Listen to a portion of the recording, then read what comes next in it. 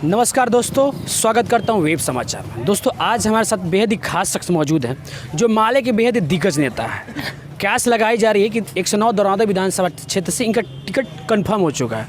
क्यास लगाई जा रही है। क्या लगता है सर, इस बार जो दरौंदा विधानसभा का सीट राजद महागठबंधन की जो सरकार है, सही तौर पर राजद के खाते में गई है? अभी गठबंधन की सरकार नहीं है, सरकार तो बनाना है। और आपके चैनल के अपने पार्टी के तरफ से पूरे सिवान, पूरा बिहार, धुरौंधा के विधानसभा क्षेत्र के तमाम जनता के हम हार्दिक अभिनंदन करतनी, लाल सलाम करतनी। महागठबंधन तो अब बनल बा बिहार में, और महागठबंधन में सीपीएम, सीपीआई, माले, कांग्रेस, झारखंड मुक्ति मोर्चा, समाजवादी पार्टी, आरजेडी सब लोग मिलके बनौले बा। अभी महागठबंधन एक तरफ और जदयू और भाजपा गठबंधन एक तरफ। हमनी के सिवान में सीट मिलल बा महागठबंधन के बंटवारा में जीरादेई, दरौली, धुरौंधा। काल जिला कमेटी के मीटिंग में टिकट के बंटवारा में जीरादेई से जुझारू नेता, पार्टी के संघर्षशील नेता, जनता के हित खातिर, जनता के सुख दुख के लड़ाई में भाजपा के तरफ से साजिश करके होनहार नेता अमरजीत कुशवाहा के लगभग 4.5 बरस से जेल में भाजपा के तरफ से बंद रखल गई बा।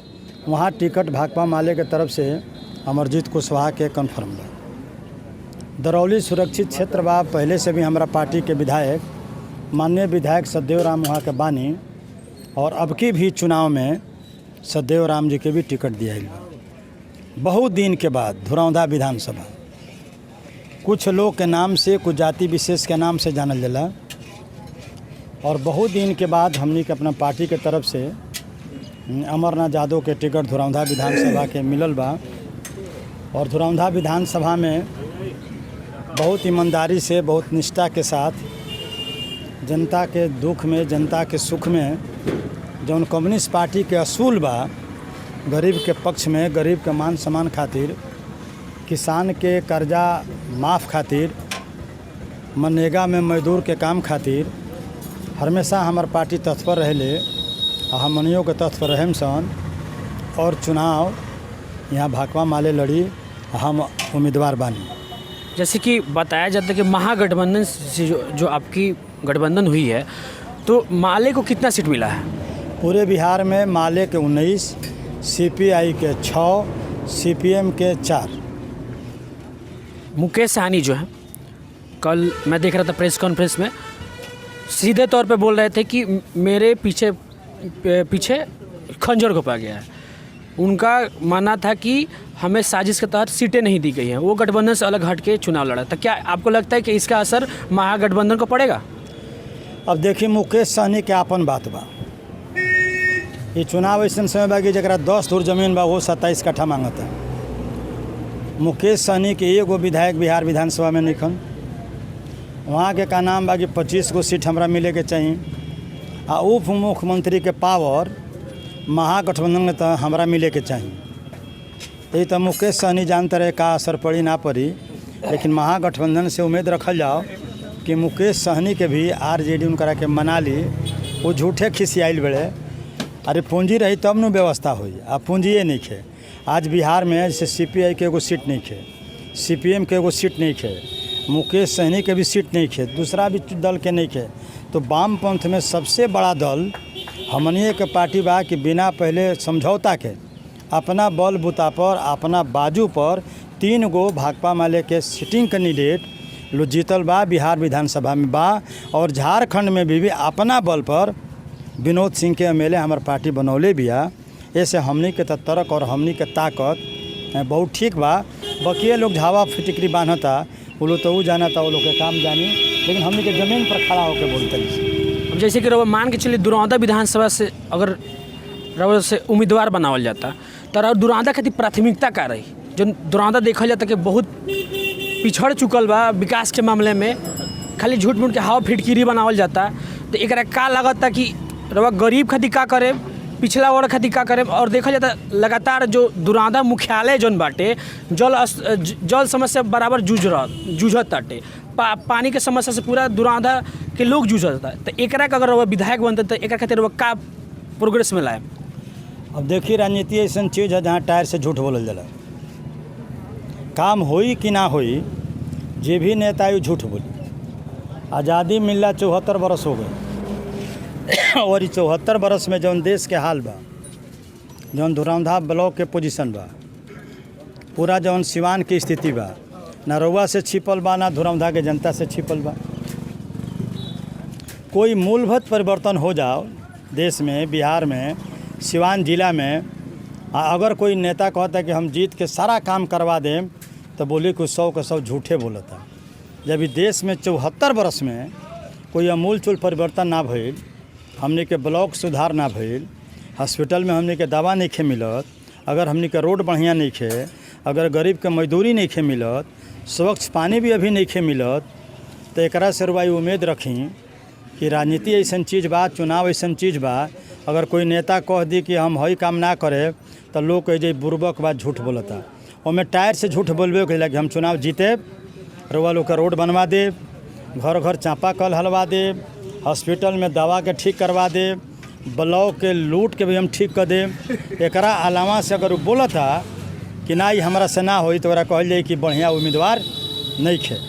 उम्मीदवार वह बढ़िया बा जे क्रिया खाओ, झूठ बोले, 15 लाख रुपया के बात कहे, सबके साथ सबकर विकास के भाषण दे, जितला के बाद रुआ से भेंट हुई कि ना हुई यह कहल नहीं जा सकत। यह देश भगवान भरोसे चलता है। जैसे सिवान के देख लेल जाओ, यहाँ एमपी दूसरों लोग रहल बा, भाजपा के एमपी भी 10 साल, अभी भी जो एमपी बा हमने के सिवान के वहाँ का भी बहुत शक्तिशाली एमपी बनी, लेकिन आदना काम सिवान के एगो सूता मिल, सिवान के चीनी मिल ख़त्म हो गई, 5 रुपया भी बेचा गई। और जौन यहाँ सूता मिल रहे, अगर कोई जात हो सिवान तो वो अब ढहाता, अब वो में कॉलेज खुली, लेकिन यही जा चल जाए रुआ सतले डिबी के वो बगल हजारों एकड़ ज़मीन में जल जमाव बा, हजारों एकड़, वहाँ कॉलेज ना बनी, वहाँ हॉस्पिटल बनल बा कहाँ, जहाँ ओकर कोई माइए बाप नहीं थे, लेकिन जहाँ 547 मजदूर जे सूता मिल में काम करतरला, 15 करोड़ रुपया मजदूर के मजदूरी बाकी बा, आ बिना मजदूरी देहले वो बिल्डिंग भी ढह गई। तो हमहू कहतनी कि रउआ हमारा मदद करें तो हमरा और काम करे। कौन काम हमरा और करे? कोई सोना के ईंटा हम टपका ना दे। हम रउआ मान सम्मान खातिर अगर कहीं गरीब के ऊपर, मजदूर के ऊपर अगर कोई जाति के आदमी शक्तिशाली अगर जुल्म करता तो हम ओकरा खिलाफ में खड़ा रहे। हमरा पार्टी के जितना ताकत बा, जहाँ हमनी के बानी से रुआ पता लगवा ले कि दरौली विधानसभा जितना काम भइल जीरा देई, ये 6 गो ब्लॉक उग्रवादी क्षेत्र घोषित बा, और वो उग्रवादी क्षेत्र घोषित बा सरकार से संघर्ष के बल पर, वो एमएलए के बल पर ना। वहाँ के जनता अपना हिस्सा खातिर, वहाँ के रोड खातिर, वहाँ के बिजली खातिर, गरमुजुरवा ज़मीन खातिर, मनरेगा में मजदूरी खातिर, राशन किरासन खातिर बरसों से लोग लड़ता, लगभग 36 बरस हो गई। आइए से सरकार उग्रवादी क्षेत्र घोषित कैलस, आकि जौन वहाँ के गरीब लोग कम्युनिस्ट पार्टी में जाता, एकरा के रोक देवे खातिर विकास के बोरा के मुँह खोल दिल जाओ। और वह बोरा के मुँह खुलल बा, वहाँ जाएम तो वह गाँव में रोड मिल जाई। वहाँ गरीब के मान सम्मान बहुत ज़्यादा बा, सरकारी ज़मीन भी गरीब के हिस्सा में मिलल बा। ऐसा नहीं है जो गरीब पर कोई अत्याचार करी तो वहाँ गरीब लोग चुप रही। यह जाकर वह पता लगा ले, कोई एमएलए चाहे कि हम दुनिया बदल दी तो ओकरा से ना बदली, अगर दुनिया बदले के रही तो कांग्रेस से बदल दी। भाजपा के भी देख ली, आज भी स्थिति बिहार में तमाम पॉलिटिकल पार्टी भाजपा जदयू के छोड़ के कहल गई कि महामारी बा, यह बीमारी बा, चुनाव के टाल दहल जाओ, 5 महीना बादे हुई तो का बिगड़ जाई। लेकिन सरकार एकरा के नाम मनलस। महामारी से लोग परेशान, बाढ़ से लोग बा परेशान, और यह बाढ़ के पानी केवल हमने के जिला के ना हो, बिहार के ना हो, सरकार कांग्रेस के भी रहल, सरकार अभी भाजपा के भी बा, और आज भी हमने क्या 19 जिला बाढ़ में रहेला, वह पानी नेपाल के बा। और आज तक अस्थाई निदान यह बाढ़ के पानी के हमने के देश के सरकार से ना भइल, आज तक ना भइल। सबकर साथ सबकर विकास रुआ सामने बा, 15 लाख रुपये रुआ सामने बा, 2 करोड़ आदमी के नौकरी दियाई नौजवान के रुआ सामने बा। हद तय हो गई बा कि आज भाजपा के राज्य में उत्तर प्रदेश में लड़की से गरीब से बलात्कार कल गई, ओकर जीभ काट लहल गई, कमर के हड्डी तोड़ दहल गई, पैर के हड्डी तोड़ दहल गई। वहाँ जी उजी के सरकार कहता है कि वो रेप ना हटे, वो रेप ना भई रहे। सरकार के कहला से का हो जाए, पूरा देश के लोग पूरा मेडिकल कहता कि रेप भइल बा, आ सरकार कही कि रेप भइल बा। बिलाई दही के कही कि दही हमने खी खैले, ओकरा मौका मिली तो खा ली। तब पूरा ही देश के लोग जे आंदोलन करता, कई बार घटना घटल बा, तो कई बात सब गलत थोड़े बा। और लोकतंत्र के बलात्कार हुआ, लोकतंत्र के राहुल गांधी जैसन आदमी, प्रियंका जैसन आदमी के पुलिस कॉलर पकड़ के पीड़िता के घर तक की सरकार जाए ना दिलस। अगर कोई मरल बा, कोई जाए के चाहता तो कार वो ओकरा घर तक भेंट करे पर भी रोक रही, तो कॉलर पकड़ के झपलावल गई कि ना रेप भइल बा। ओमे अभी 5 आदमी सस्पेंड बड़न, वहाँ के एसपी, वहाँ के डीएम। तो ये सब फॉल्स बात बा। पब्लिक जितना बोला था वो सब फॉल्स, और वह एक आदमी कहता नहीं वो बात सच। 15 लाख रुपया सच रहे, 2 करोड़ नौजवान के बात सच रहे, भ्रष्टाचार पर रोक लोगी सच रहे। जरा राशन कार्ड नहीं खे, ओकरा राशन कार्ड बना के अनाज दिए 5 किलो मंगनी में, ये झूठ रहे कि सच रहे। पता लगाई तो कहीं मिलता गरीब के राशन, चना दाल राशन मिलल, जेका दीदी से फार्म भराइल। तो यहाँ पूरा सरकार के तानाशाही बा। संविधान के रक्षा करे के बा, लोकतंत्र के रक्षा करे के बा। नीतीश कुमार डबल इंजन के सरकार के बिहार से भगावे के बा, आ गठबंधन के सरकार बनावे के बा। उनकरे नेता लोग के देखल जाता, उहे नेता लोग के तालमेल नहीं खे बैठत। भाजपा और जदयू सीट खातिर मगजमारी करता, मारामारी करता। दुरौंधे के ले ली, जदयू कहता कि जदयू खाता में जाई, बीजेपी कहता कि बीजेपी खाता में जाई, और केहू कहता कि एजी से 100% टिकट कन्फर्म बा। तो एकरा का लगता कि अगर केहू भी आवता कैंडिडेट तो रउआ ओकरा के केंगा टक्कर देम। रउआ तो ना बाहुबली बानी ना धना सेठ बानी, तो फिर रउआ कैसे ओकरा टक्कर दे के ओकरा मात दे पाए। हमरा से बरियार के बा, तनी वो बरियार के रउआ से कोई नाम बतला दी। बरियार कोई लौका तो बताई। धना सेठ बाहुबली बहुत बात, तो बताई नाम। सरकार में बालो, सरकार रहला से कब है? सरकार में रहला के बाद भी 3 बार दरौली लालू जी के बहुत नज़दीक रहेला। कृषि मंत्री का हमारा उतरनी 3 बार दरौली विधानसभा जब सुरक्षित ना रहे, तो बिहार के उप कृषि मंत्री को हम 3 बार हरा देनी। अब उस संजोग से सुरक्षित हो गए, जहाँ से माननीय विधायक सदैव राम लड़ेलन, जेकरा साथे जनता आ जाई, जेकरा साथे गरीब लोग आ जाई, जेकरा से धुरंधा के दुकानदार लोग आ जाई, वह बरियार हो गए, वह पैसा वाला हो गए। 2 रुपया धमका के ले हल, 4 झापड़ एगो फल बेचे वाला के मार दल, ओकरो नाम बाहुबलिए में बा, ओकरो नाम रुआ बाहुबलिए में बुझतनी। धुरंधा के चुनाव में रुआ देखे कि केकर पलरा भारी बा, इसे कोई हारे के ना कहेला। धुरंधा के जनता के आस और बहुत दिन से इच्छा रहे कि कोई गरीब के बेटा तनी दरेर आवे धुरंधा में। जहिया से हमारा नाम के हाला बा धुरंधा फाइनल तकाल भइल, वो गरीब के यहाँ ढोलक बाजता कि अब की लड़ाई ठीक होई। अब की हमने के इच्छा और मन के मुताबिक एगो नेता धुरंधा में नाम आइल बा, नाम लिखौले बा। में देखे हमने कही बाहुबली कुछ बुझे नहीं सजी, जो ना बाहुबली करवा ना उधर में कुछ बुझी ले सजे। कौन बाहुबली हो?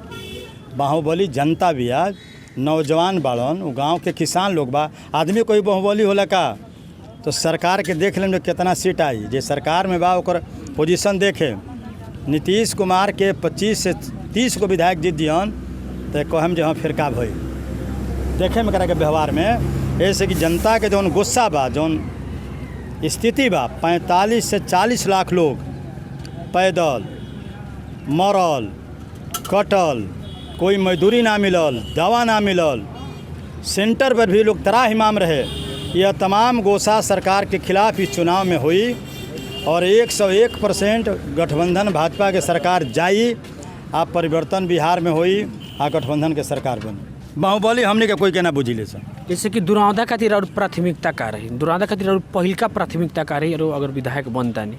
हम तो रुआ के पहले ही बता देनी यहाँ कि जे भी चुनाव लड़ी वो कही कि हम शिक्षा में सुधार कर दें, हॉस्पिटल में दवा सब करा के दिलवा दे, हॉस्पिटल में पानी घुसता ओकरा के हम ठीक कराए, गरीब के मजदूरी खातिर ओकरा नौकरी खातिर लड़े, भ्रष्टाचार खातिर आंदोलन करे, गांव के रोड खातिर करे, आंगनबाड़ी खातिर लड़े, शिक्षक लोग परेशान बा, मरता पिटाता, ये लोग खातिर लड़े। ये तो आम नेता के भाषा बा। एमे नया बात रुआ हम कौन बता दी, बताई। जैसे कि नया नया जो नेता होला जुमलेबाजी बतियाला, कहेला कि हम हई विकास करें, हऊ विकास करें, तो रउआ गरीब खातिर प्राथमिकता का रही? काशी कि माले कहला गरीब पार्टी के हटे, हित खातिर रहेला। 36 बरस में बाल झड़ गइल बा। हम नया नेता में नहीं खी, चुनाव भले धुराऊंदा, ऐसे हमार नाम नया में नहीं खे। गरीब के मान खातिर, गरीब के सम्मान खातिर, गरीब के मजदूरी खातिर, गरीब के प्रतिष्ठा खातिर, सरकारी ज़मीन गरीब के मिले, यह हमार एक नंबर के प्राथमिकता रही। यहाँ के नौजवान खातिर, खेल खातिर, कूदे खातिर एकरा फील्ड मिले के चाहिए, नौजवान के नौकरी मिले के चाहिए, पढ़ाई में सुधार होके के चाहिए, गरीब के हॉस्पिटल में दवा मिले के चाहिए। जहाँ वंचित बा, गली गली जहाँ रोड नाली के समस्या बा, ओकरा खातिर हम आंदोलन करे। अगर धुरौंधा के जनता हमरा के पावर देहलस तो विकास कौना चिड़िया के नाम हो, हम कोशिश करें आकि लोग एकरा के वादा ना करे, देख ले, वादा ना करे, झूठ वादा ना करे चाहिए। झूठ गलत बात बा। हम एकरा खातिर विधानसभा में लड़े, हम विधानसभा में उठाए। अगर धुरौंधा के जनता ही हमरा के मौका देलस तब। झूठ ना। रउआ युवा नेतृत्व में जाता नहीं तो एनडीए का आरोप बा जे नौवा फेल बाटे, वो 10 लाख नौकरी के बात करता, जो जिनकर अपने का ठीक नहीं, 10 लाख रोजगार के कैसे बात करता? अगर इस देश में पूरा विश्लेषण कइल जाओ तो कितना एमएलए, कितना मंत्री अंगूठे छापे जे केवल सरकार के हाथ उठावेला। ये तो सरकारे पूंजीपति के हो, सरकारी मुकेश अंबानी के हो, टाटा बिरला के हो ना। तो ये लॉकडाउन में अरबों खरब रुपया पूंजीपति के माफ़ कर दल गई, अरबों खरबों। लेकिन देहात में जियका दीदी से, सहायता समूह से जो लोग कर्ज ले बा, किसान लोग कर्ज ले बा, वह देखले होखे कि बहुत बड़ा आंदोलन सिवान भइल कि सबके साथ अगर सबके विकास के बात बा तो सरकार जब अरबों रुपया पूंजीपति के माफ़ कर दिलस तो देहात में भी जियका दीदी वाला कर्ज, सहायता समूह वाला कर्ज, किसान के 50, 10, 20 हज़ार रुपया सरकार अगर सबके साथ सबके विकास के बात करतिया तो एकरा के माफ़ कइल जाओ। एकरा खातिर लाठी चलता। अभी किसान के खिलाफ में बिल आइल बा, पंजाब हरियाणा आंदोलन पर बा, पूरा देश के किसान लोग आंदोलन पर बा कि यह बिल वापस ले जाओ। तो 9वां पास 10वां पास के सरकार वकालत करतिया, लेकिन कहाँ पास कइल जाओ? स्कूल तो 5 महीना से बंद बा। ये तो सरकार पूंजीपति के पक्ष में खड़ा बिया। ऐसे ही गरीब विरोधी सरकार हो, किसान विरोधी सरकार हो। अब 10वां पासे लोग विदेश जाई, पहले तो अंगूठो छाप लो चल जाता पासपोर्ट बना के। तो 10वां पास खातिर जौन शिक्षा के स्थिति बा, स्मृति ईरानी कितना पास है, शिक्षा मंत्री रहली, ऐसन के लोग पास करी। यहाँ तो पढ़ाई चौपट हो गई। अब मान ली कि फ़ोन से पढ़ाई हुई तो ये फ़ोन गरीब लोग रखले बा, एकर दाम बा 10,000। जब विद्यालय चले तब न हुई। 1,02,03 हज़ार लोग अभी कोरोना से मर गए।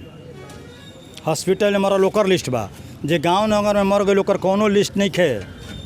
65 लाख से 64 लाख से ऊपर लोग बीमारी से ग्रसित बा।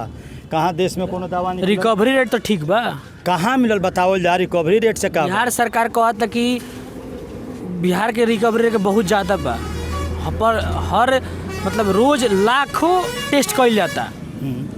लाखों ले टेस्ट होता। तो देश के जौन रउआ भी अखबार में सुनत तो मोबाइल पर सुने का कहल जाता कि अक्टूबर में और बीमारी बेकाबू हो जाई। अरे पंजाब के मरलू हमरे भाई हो, महाराष्ट्र में मरलू हमरे भाई हो, पैदल आके मर गलू हमरे भाई हो, ट्रेन से कट के मर गलू हमरे भाई हो। 40 लाख बिहार से लोग बाहर रहल नु, हमें लोग मरल बा कि ना? अब सरकार का कहो जना हमें में फेल बनी। देश के प्रचंड बुद्धिजीवी लोग कहता कि यह सरकार यह मोर्चा पर फेल।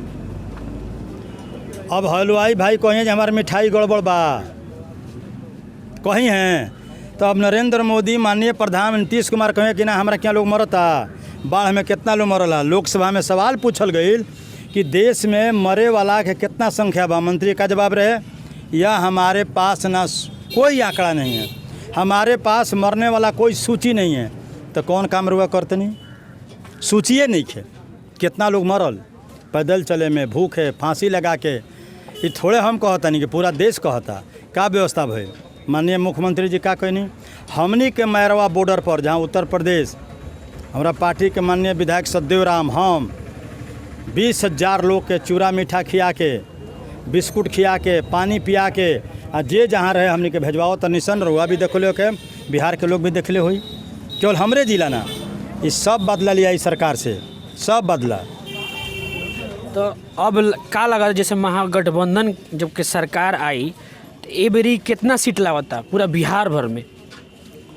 और महागठबंधन कितना सीट ले आई? लगभग 170 से ऊपर सीट आ जाए महागठबंधन के, 170 से ज़्यादा। तो माले के में मंत्रिमंडल में कितना सीट मिली? माले मंत्रिमंडल में शामिल ना हुई। हमार पार्टी कोई मंत्रिमंडल में शामिल ना हुई। हमार पार्टी सरकार बनावे में समर्थन करी, हमार पार्टी मंत्रिमंडल में शामिल ना हुई। एक करुआ 101% लिख लिए कि हमार पार्टी मंत्रिमंडल में शामिल ना हुई। पप्पू यादव की बात कही जाओ, पप्पू यादव कहता रहे कि 3 साल भर से 30 साल, जन सरकार 30 साल में ना करे हम 3 साल में जापान और टोक्यो बना दें। पप्पू यादव बना दिए, उनका बॉल बा, हमने के बॉल नहीं की। का है अब बरियारी कहतन जे का हमरा बॉल नहीं के तो हम केंगा कह दी, तो पप्पू यादव बना दी हम तो उन्हों बतिहन बाबू। हमरा नहीं खे बॉल तो कह दी कि 10 बीघा हमारा बाप के हो, 2 कट्ठा होइले नहीं खे तो झूठे सेखी का बघारे जाए। उपेंद्र कुशवाहा महागठबंधन में रहले, कारण का बल्कि महागठबंधन से हट के दूसरे गठबंधन वहाँ में से पूछ ले वहाँ के तो बिहार के मुख्यमंत्री बने के दावादारी करतनी। पूंजी रही तब न खेती हुई। पुरान पुढ़वा लोग खिस्सा कहते रहे कि पूंजी ना पाटा चल बेलिया हाटा। पूंजी रही तब नु, जनता रही तब नु, हमरा पावर बनी तब नु। अब MLA जरा दल के ढेर जीती वो नु मुख्यमंत्री बनी कि उपेंद्र कुशवाहा बनी है, आगे पप्पू यादव बनी है। इलेक्शन हुई, वोट पड़ी, जमुना गठबंधन के ज़्यादा MLA जीती, अब MLA लोग तय करी कि चीफ मिनिस्टर रही। अब पानी में मच्छर या नौना गुड़िया बखरा, पहले मच्छरी बाहर आवे तो, अभी तो पानी में बात बा। अभी चुनाव हुई, वोट मांगल जाई, जीतल जाई, एक बाद न बाबू एक बात बनी। बहुत बहुत धन्यवाद। साफ तौर पर आज हमारे साथ मौजूद थे माले के संभावित कैंडिडेट अमरनाथ यादव। इनका साफ मानना है कि अगर मेरी पार्टी आती है तो गरीबों के हक के लिए लड़ेगी और गरीबों के हित के लिए लड़ेगी, क्योंकि अब ज़रूरत है परिवर्तन की। अब तेजस्वी जो है एक युवा चेहरा है, हम उन्हें युवा के चेहरे के तौर पर देखना चाहते हैं। आप देख रहे थे वेब समाचार। नमस्कार।